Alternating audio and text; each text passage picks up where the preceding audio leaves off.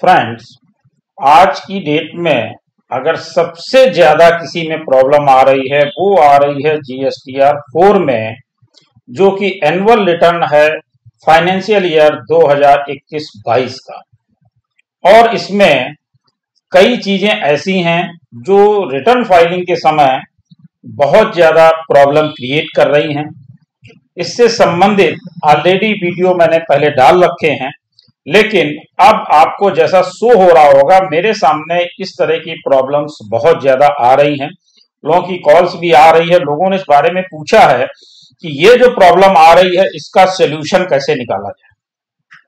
बहुत अच्छा क्वेश्चन है और बहुत रेलेवेंट है, लेकिन सबसे बड़ी समस्या ये है कि इसमें सीबीआईसी यानी जीएसटी पोर्टल और हमें कितनी सुविधा दे पाते हैं। तो सबसे पहले हम देखते हैं कि कौन कौन सी प्रॉब्लम सबसे ज्यादा आ रही हैं।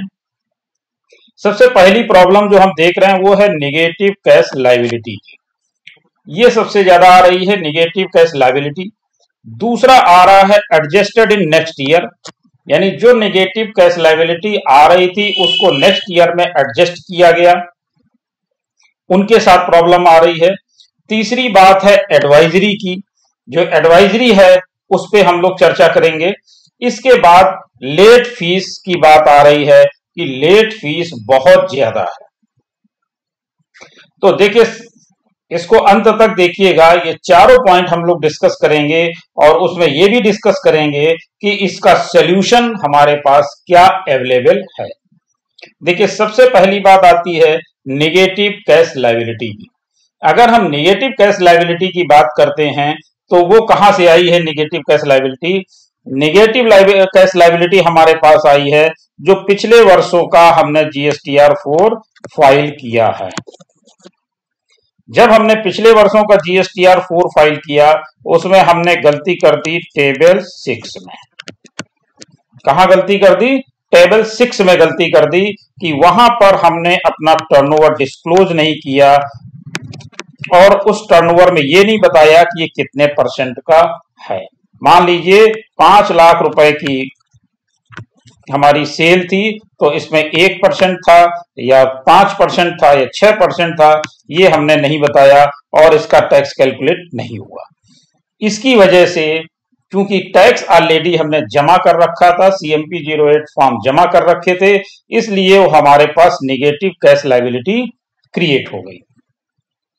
अब जब निगेटिव कैश लायबिलिटी क्रिएट हो गई तो हमने किया क्या? हमने किया ये कि एडजस्ट इन नेक्स्ट ईयर। जैसा कि उस समय लोगों को नहीं मालूम था, तो जैसा भी जिस लोगों के समझ में आया वैसा लोगों ने किया। मेरे पास जो प्रश्न आया उसमें लोगों ने ये बताया कि उसको हमने नेक्स्ट ईयर में एडजस्ट कर लिया। नेक्स्ट ईयर में एडजस्ट कैसे किया?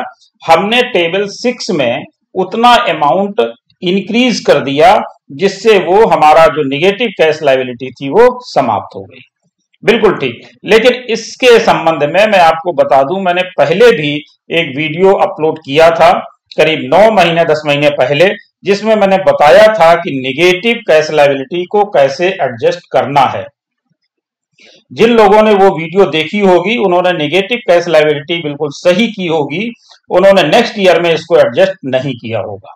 लेकिन जिन लोगों ने उसको नहीं देखा है उन लोगों ने इस तरह की गलतियां की हैं और उन्होंने उसको नेक्स्ट ईयर में एडजस्ट कर लिया। अब इसके बाद हुआ क्या कि वो नेगेटिव कैश लायबिलिटी तो उन्होंने खत्म कर ली, लेकिन टेबल 6 हमारी फिर भी भरी हुई नहीं थी, जिसके कारण हमारा वहां पर तो निगेटिव कैश लायबिलिटी बनी रह गई। अब क्या हुआ कि सरकार ने आज की डेट में क्या करा कि उस नेगेटिव कैश लायबिलिटी को एडजस्ट करना शुरू कर दिया। वो एडजस्ट करने से हमारे सामने दूसरी समस्या खड़ी हो गई। अब हम इसके बाद बात करेंगे एडवाइजरी की, कि एडवाइजरी में हमको क्या बताया गया था और क्या होना चाहिए था। देखिए, एडवाइजरी में जब हम देखते हैं तो उन्होंने क्या बताया, how to proceed in case of negative liability if table 6 of GSTR 4 has not been filed due to oversight, a ticket may be raised to nullify the amount available in negative liability statement. यानी हमें करना क्या था कि GSTR4 की table 6 का अगर हमने नहीं भरा हुआ था, जिसकी वजह से नेगेटिव लायबिलिटी आ रही थी, तो हमें करना ये चाहिए था कि उसको हमें नलीफाई करना है। नलीफाई करने के लिए हमें क्या करना था, टिकट रेज करना था। और टिकट रेज करके बाद हमको इसको खत्म करना था।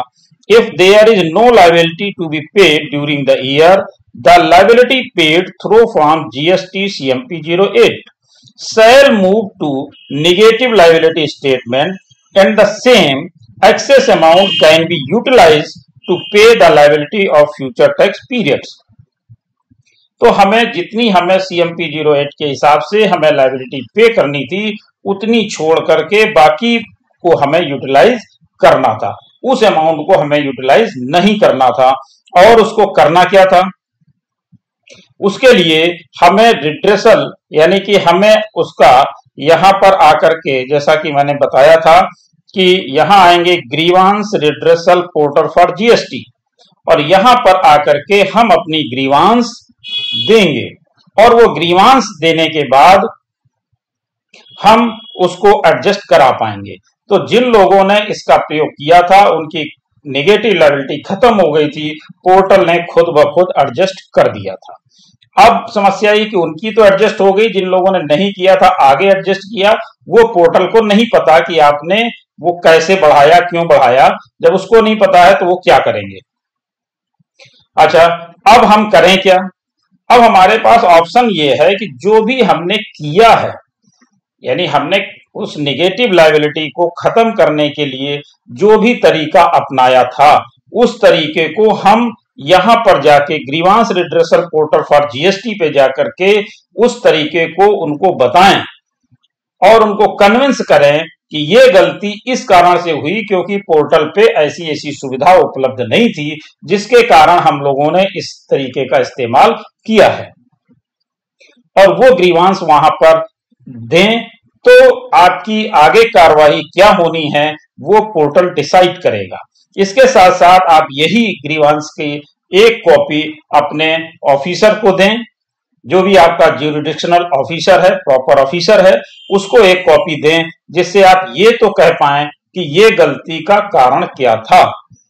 अगर मान लीजिए आज आपको वो अमाउंट जमा भी करना पड़ता है, तो आगे अगर इसका एडजस्टमेंट होगा तो आप रिफंड का प्रोसेस तो कर पाएंगे, तो ये रिफंड के प्रोसेस में आप जा पाएंगे।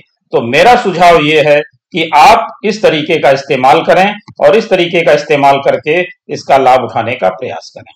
दूसरी अब एक बात रह गई हमारी, 4th नंबर, लेट फीस बहुत ज्यादा है। बिल्कुल सही बताया आपने, लेट फीस में जो भी छूट दी गई है वो दी गई है केवल 2021 और 22 के रिटर्न के लिए। इसके पहले के रिटर्न के लिए कोई छूट नहीं दी गई है। तो इसके लिए बहुत सारे रिप्रेजेंटेशन दिए जा चुके हैं, बहुत सारे ट्वीट किए जा चुके हैं। तो हो सकता है कि इसमें आगे कोई आपको सुविधा मिले या डेट एक्सटेंशन के बारे में कोई सूचना मिले, लेकिन अभी तक ऐसी कोई सूचना प्राप्त नहीं है।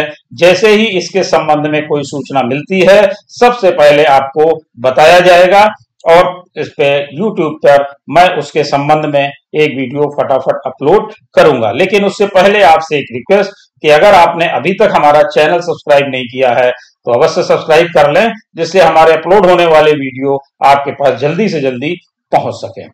तो अब जो लेट फीस है वो 21-22 के लिए तो मैं पहले भी वीडियो अपलोड कर चुका हूं, जिसमें आपको ऑलरेडी बता चुका हूं, लेकिन पिछले के लिए अभी अवेटेड है। Thank you.